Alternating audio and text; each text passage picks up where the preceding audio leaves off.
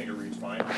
Right. I have two concerns, and one of them's probably not necessarily, I mean, it's just a fundamental distrust of human nature, that this resolution could be cut and pasted, like we support, rather than, I mean, it might go to the resolution, so I just would like to.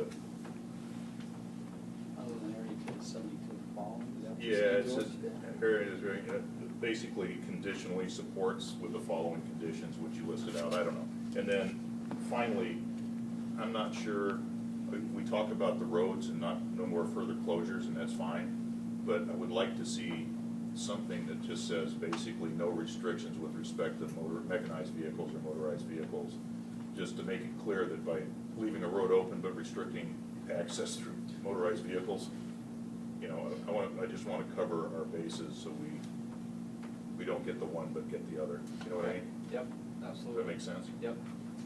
That's what, if any of you other folks have changes, you can let me know, and I can have those ahead of council meetings. I think we have to post this Friday, Thursday morning. 9 a.m.? Yeah, Thursday at 9 a.m. So if you have any other changes or want to talk about anything, you're free to do that now. I know that's not traditionally what we've done in tech review, but that's kind of the purpose of tech review, as I understand it. So you can talk about, get things ready for council meeting. Does everybody really, I mean, do we feel that number 3 really covers any issues we might have had with water? I think that was one of our real concerns with the wilderness designation. There wouldn't be a way to get water in and out. I know you talked about not being, making sure that we could get any modern conveyance in that area. It sounds good to me, but I'm looking for other input. I think it looks good. I just, my only concern was just caveating the road system, that by leaving it open but restricting vehicles would get the same answer as closing roads. Yeah. Council, if I may, Mayor Pro Tem. Please. I received a letter from Pritchard Valley Water District. They do not currently, there is a misconception, they do not currently support the language as it exists in the bills.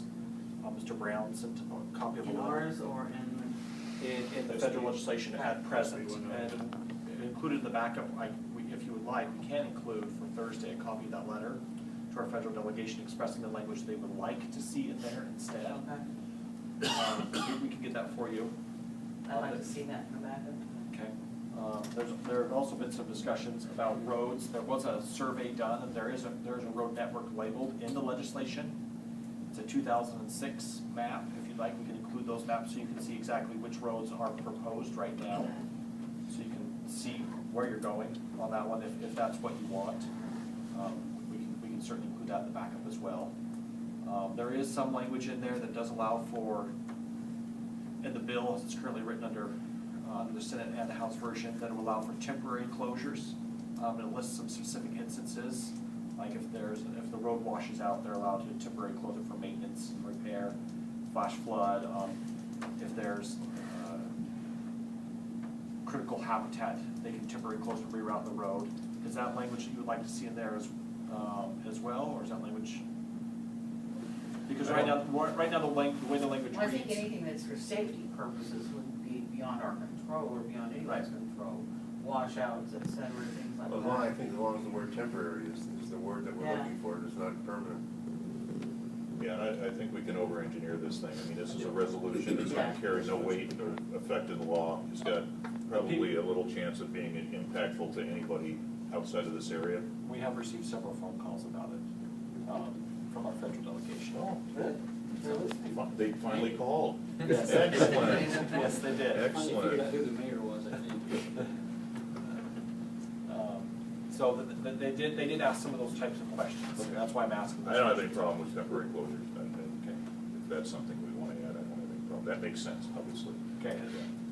A couple suggestions as well, maybe defining the Goldview complex itself. There's a map that exists, a 2013 map we can include in the background as well if you'd like. Well, I'd like to see that, see what it, Okay. I'd like to see it start at Wooden Pockets rather than the backyard over here. But, and then maybe I think there's some designations of the road mapping that we might want to be specific about so that we all know what we're referencing. Okay. I think both of those maps that you just talked about, Aaron, would be helpful, and that way we have all the information. It doesn't cost us any extra upload. So I will get those out as soon as I have the Gold Butte one that's actually referenced in the legislation, I'll get that to you this afternoon. I'm still working on the roads one. I'm getting a copy of that, but I can get that to you so you can say this, these are the roads we do, we agree with this or we don't agree with that. Do you want me to then draft temporary closure language regarding the roads? Do we want that in there, or is that something you guys want to reserve to the council meeting to add in if you so wish? I'd like to see what the definition is, but I'm inclined to say that would be, I have no issue with that. Okay. Just makes sense to me. So that temporary remains temporary. Yeah. Yeah, and also I'd note on any of these provisions, whatever it is, when we get to council meeting, you can say, you know, I motion for this, excluding provisions Right. 1, 2, or excluding this language. I mean, we can do that at council meeting.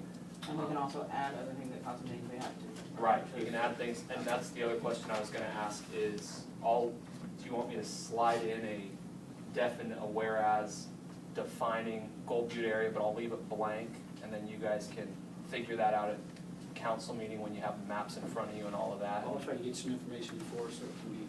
Okay, sounds good. There are a couple other items we included in there that exist in the legislation that you may want to consider. One of them is the existence of an advisory council.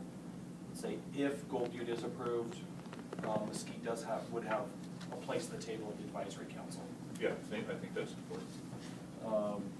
We haven't had a place at the table up until now in any discussions apparently, but Location of a visitor center, that's something else that's contemplated in the legislation. If it were to ever be built, it says in the legislation right now that it would be built in Mesquite, Nevada. Is that something that you would like in there as well? Yes, I think so. I think definitely. If, it just says if it is built, not saying when it's built or anything like that, it just says Right. if it's built, it'd be, okay. And then also the legislation talks, well, the previous versions have also talked about these core values. Certain things that you would like them to be aware of as they frame the legislation and they debate it. Are those core values that you want to see included in the resolution? They were included in previous resolutions that we had. I don't have any desire for that. Okay, that's fine. Okay, any further discussion on item number 10? Are your PDFs, okay? When I try to open it, it tells me I'm gonna correct. Are you trying to open the resolution? Councilman? I have a No, copy the right bottom here. two. Oh, you got Getting- once? I'm getting It's corrected. the same way as yours.